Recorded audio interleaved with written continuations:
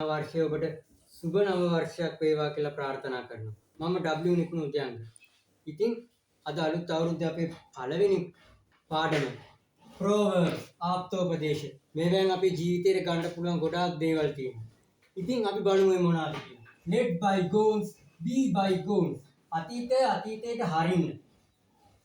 අතීතයේ වෙච්ච දේවල් හිත පස්සට විඳින්න එපා. වර්තමානයේ මහන්සි වෙලා වැඩ කරන්න. එතකොට සාර්ථකත්වයේ කියන ගමනට ඒක ලොකු පහසුවක් වෙනවා. Everybody's business is nobody's business. හැමෝගෙම වැඩේ කාගේවත් වැඩක් නෙවෙයි.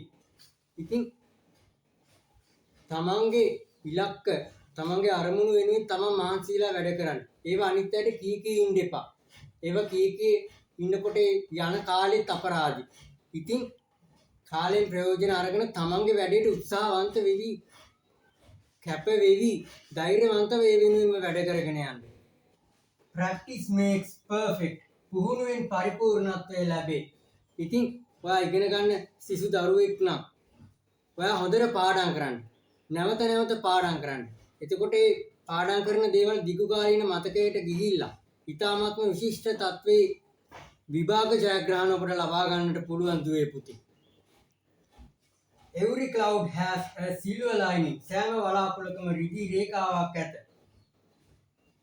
එතකොට සමාජයේ ගොඩාක් දක්ෂයින් අතර ඔයා මහන්සියෙන් වැඩ කරනවා නම් දක්ෂයෙක් අතර සුදක්ෂයෙක් වෙන්න පුළුවන්. ඔයා ගොඩාක් මහන්සි වෙලා පාඩම් කරලා අධ්‍යාපන කටයුතු වෙනුවෙන් කැප වෙනවා නම් ඔයාගේ ඉලක්ක වෙනුවෙන් කැප වෙනවා නම් හැබැයි මේ ඉලක්ක හැම එකක්ම යහපත් ඉලක්ක බවට පත් වෙන්නටත් ඕනේ.